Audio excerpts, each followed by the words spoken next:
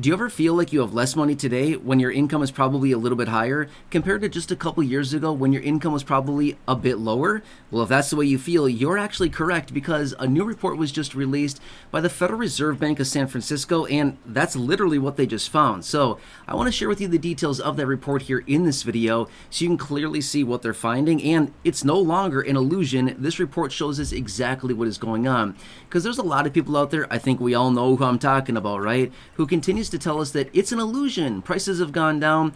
The American pocketbook is doing great these days, and everybody has more money than we could ever possibly dream about spending. That's not the case. I don't think that's the case for virtually everybody.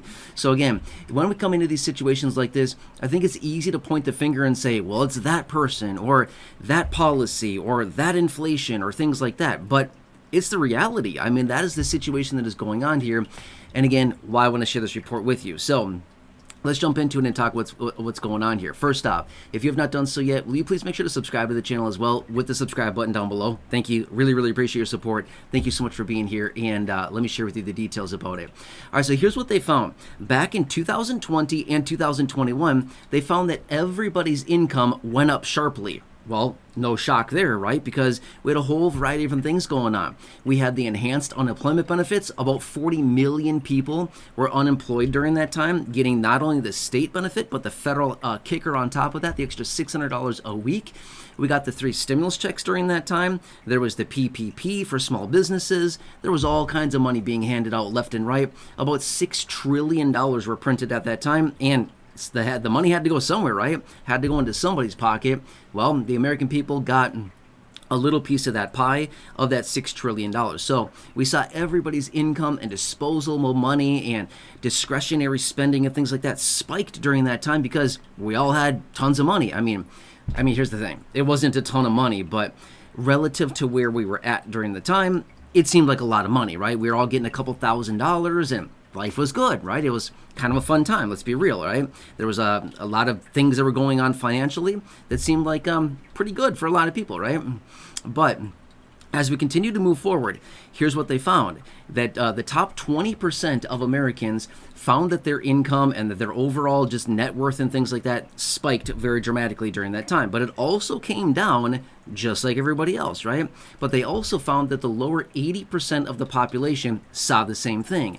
Their money, as in their wealth or their money, their disposable income, things like this, also spiked, but not quite as dramatically during that time.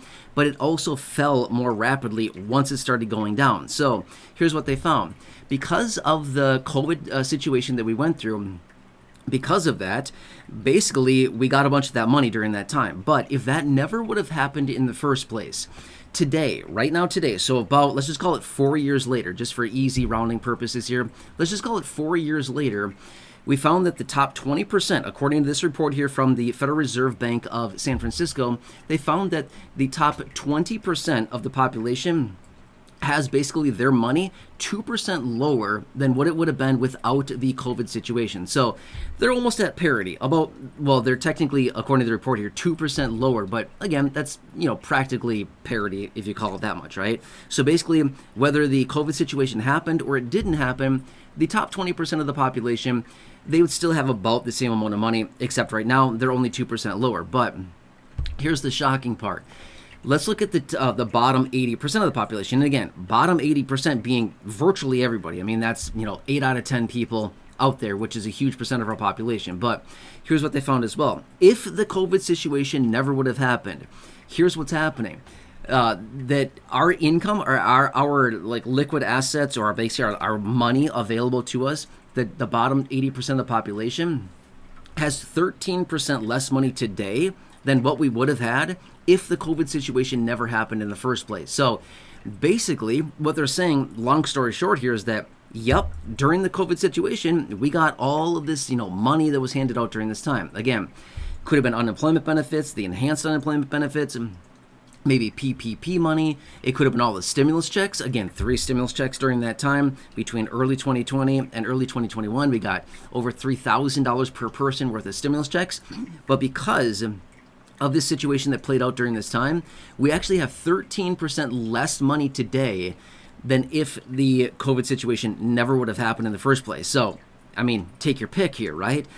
So at the end of the day, even though we got so much money and the COVID situation was like handing out money left and right, we're actually worse off today because of it. Is that going to make sense? Now, why? Why would this be the situation? Well, like I said before at the beginning of the video, there could be a whole variety of reasons, right? Bad policies, I mean, tons of inflation. I think the last 3 years here, and again, I don't think I'm being like crazy by saying this, but the last 3 years here have been nuts for the finances for the average household out there. Most people have not been keeping up at all. You've heard me talking about this before in other videos. Even six-figure income earners are cutting back. They're bargain shopping. A lot more of these people are shopping at Walmart. Again, nothing wrong with Walmart. We also shop at Walmart. Nothing wrong with that. I'm just simply saying, okay? But when you see six-figure income people that, probably generally don't shop at Walmart, just saying, okay, that's probably the fact. But now we see more of these people shopping at Walmart and these discount stores and trying to find deals and stuff like this. And these situations, we're finding that, the vast majority of people simply don't have the disposable income anymore. And a huge percent of the people are living paycheck to paycheck right now.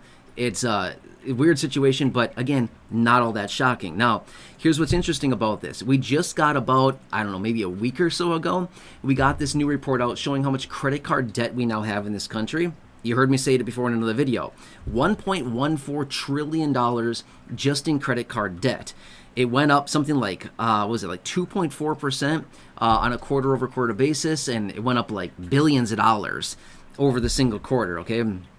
I don't remember the exact numbers off the top of my head, but I think it was 2.4%. But my point is, why? Why do we have so much credit card debt, and why are we racking up debt on credit cards so incredibly fast right now? Is it because we have a spending problem?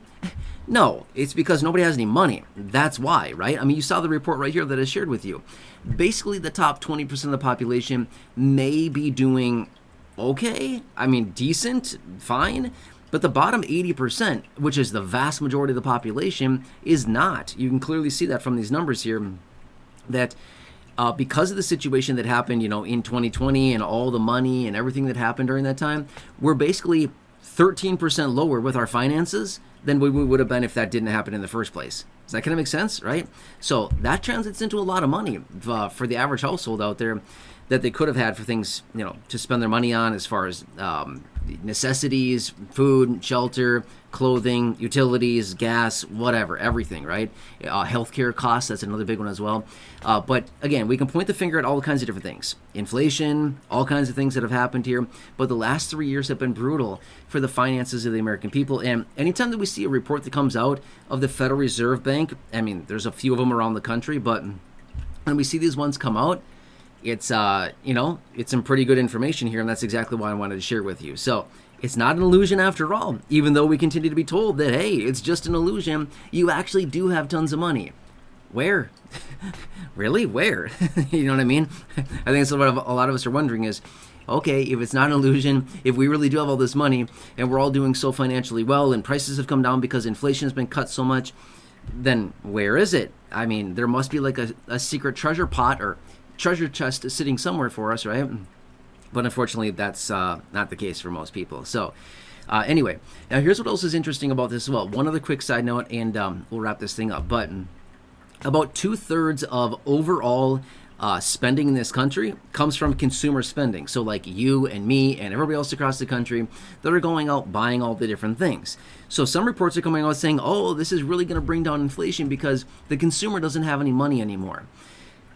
Okay, depends on how you look at it. It may bring down prices on some things like discretionary spending. But guess what is still going to be elevated in price and still going to see price increases? I'll tell you, food and shelter and healthcare and utilities, gas. Why? It's the things that we buy no matter what, right? No matter if we have any discretionary money or not, we're still spending money on food every month. We're still spending money on shelter every month. We're still spending money on healthcare, maybe not every month, but at least, regularly, or probably are. We're still spending money on utilities, gas to heat your home, AC in the summer, gas in the winter, whatever it happens to be, utilities to keep our homes regulated, the temperature, stuff like that. So yeah, you're right. We might see some price reductions on discretionaries, but when it comes down to necessities, no. These prices are still going to stay strong, and they're probably not going to come down anytime soon because there's a supply-demand imbalance, right? Simply means that we're just spending our money there. And when there's demand for something, it'll drive prices higher. And that's what we've been seeing for several years now. And there's probably not going to be a reprieve anytime soon, unfortunately, right?